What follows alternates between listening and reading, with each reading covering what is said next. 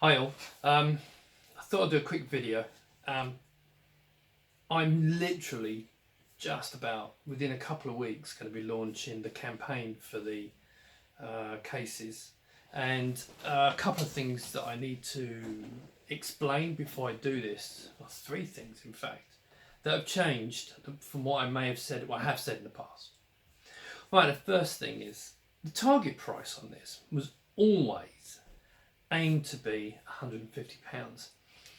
Sadly, the cost of the moulds, the tools to make the moulds, have skyrocketed. I mean, they're like £24,000, £25,000, and so with the cost of making the cases and everything we need to put in there was no way I could reach that without having to manufacture like 700 cases or something.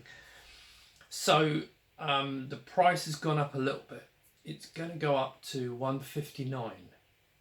Now, with 159 means I have stand a much better chance, and this project is viable. If I go 150, it's not viable. I just can't do this. So hopefully people will understand that. Also, again, down to costs, is the risers, which not everyone wants, are going to be an optional extra. I did originally say I could put them in, but the costs, they're not overly expensive, but when you start adding up all the bits, all the little bits, as you go along, it just didn't work out. So the campaign, there will be, I've got at the moment about £12.50, £15 per pair. So that's, you get two of them for £15. And these will be optional extras.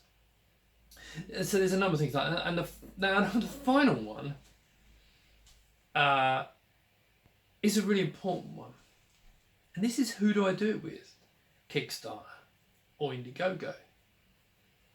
Now my initial, it's always been called a Kickstarter. I mean, I've got the Kickstarter graphics everywhere. And I funded 15, 20 Kickstarters. So I wanted to put it on Kickstarter. But there is a really important problem with Kickstarter. Now, there is the argument of people have this impression of Indiegogo, dodgy campaigns. Well, dodgy campaigns appear on both. If you look through history, Kickstarter and Indiegogo both have dodgy campaigns. And there's been a debate going on within this forum. However, I think the reality is they both have dodgy campaigns. There are arguments about the toolkits being better on one than the other, and I'm not interested in that. There's only one thing that concerns me. And this is the fact of you can reach your target and be considered a success. But because the money is collected at the end, a percentage of those people the money may not be collected.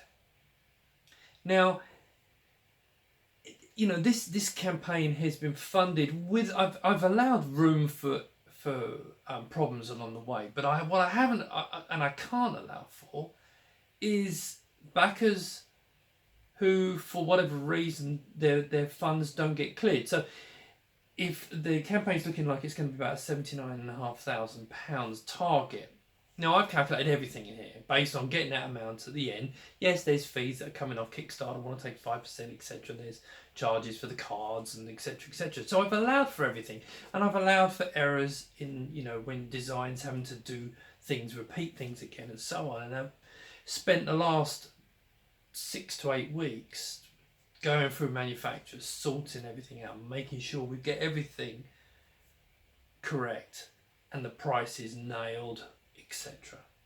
But what I can't allow for is the number of people that don't back it. Now, I've done this myself. If you remember the Viva Amiga campaign, I went in with that. I think it was, I pledged £100. I wanted everything because I wanted to support this campaign. But at the time it was collected, my card expired. And so I didn't realise about it. I did get an email about it, but I hadn't noticed it was an issue, and it was just a mess, and I didn't do it. Anyway, I contacted them afterwards and said, look, do you want me can I send you the money? And they said, don't worry about it. But so I know this thing happens. Now with Kickstarter, obviously what happens, you pledge, but they take your money at the end of the campaign. So you can get these problems. With Indiegogo, when you pledge, they take the money. And as a backer, and I thought, oh, hang on a second, you know, I don't want them to have my money, and I get that, right? Because I felt the same way. And so what happens is a lot of people would end up pledging right at the end. So you kind of panic until the end, and then a whole swathe of people come in.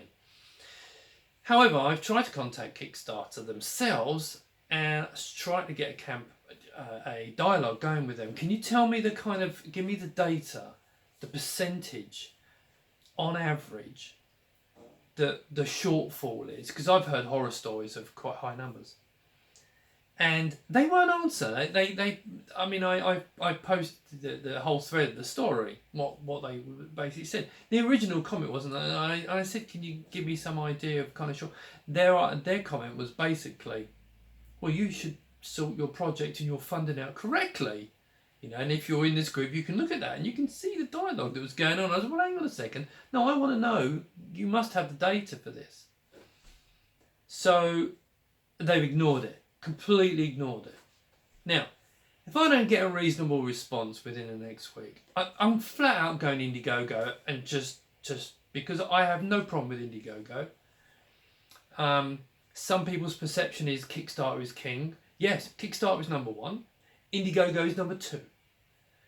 And I see that changing, because at the end of the day, from a creator's point of view, especially for this, if you've got, I really have to budget carefully, because we're talking thousands of pounds being committed, and the spreadsheet is a complex spreadsheet to make it all work. And I've allowed for everything, but I can't allow for where there's no data to tell me how much. It could be 2% fallback, it could be 5%, it could be 20%. But as far as Kickstarter are concerned, the pledge is all that matters. And so they base everything, oh, the pledge has been reached, we'll take our cut. But what I want to do, and I've asked them to do, is if it falls short, I get the option to cancel the campaign, because as far as I'm concerned, it hasn't reached target, and then they refund all the backers. And maybe try it again later. So unless I get some reassurances there, I'm going to go Indiegogo. So that's my reason for doing this. As you can see, it's the design is done. There's some minor tweaks, nothing serious. The designs for the plastics have gone in. They've been approved, and everything's ready to go, priced up. Everything's ready to get going. But of course, I'll need the backing.